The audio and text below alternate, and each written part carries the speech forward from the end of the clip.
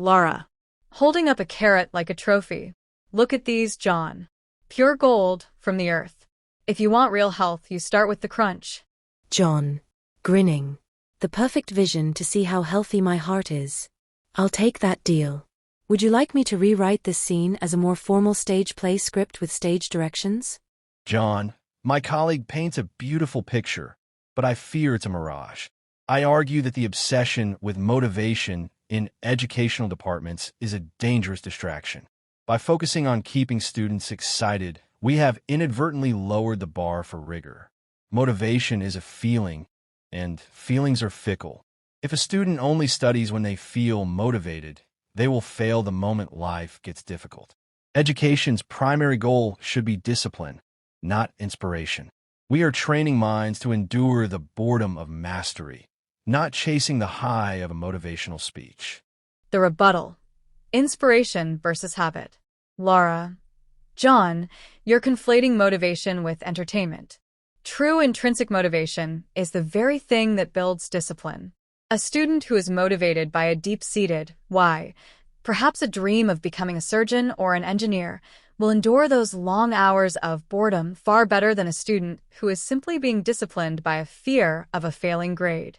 If departments don't foster a sense of purpose, they are building a house on sand. You cannot discipline someone into being a visionary. John, but Laura, look at the data. We see a rise in grade inflation and gamification in schools, all in the name of keeping students motivated.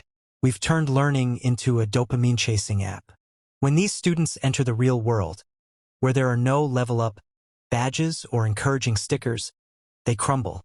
By prioritizing motivation, we are infantilizing the intellect. We should be teaching them that the work is the reward, regardless of how they feel about it on a Tuesday morning. The deep dive. The role of the educator. Laura. That is a cold view of the human experience, John. An educator's role is to be a catalyst. Think of the greatest minds in history, Einstein, Curie, Montessori. They weren't driven by rote discipline alone. They were driven by an obsessive, burning motivation to solve a puzzle. If our departments ignore the emotional state of the student, we are treating humans like hardware. A motivated student learns faster, retains more, and most importantly, continues to learn long after the graduation ceremony is over. John. And yet, motivation is a luxury. What about the student who comes from a background where survival is the priority? If we tell them they must find their passion to succeed, we fail them. Discipline is the great equalizer. It doesn't care if you're tired, sad, or uninspired. It only cares that you do the work.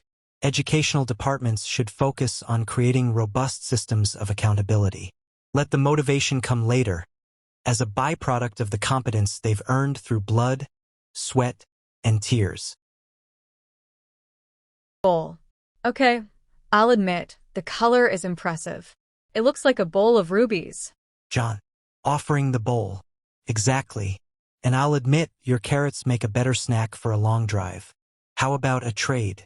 She swaps a carrot for a spoonful of seeds. Fine. A truce. We'll call it the heart and the eyes combo.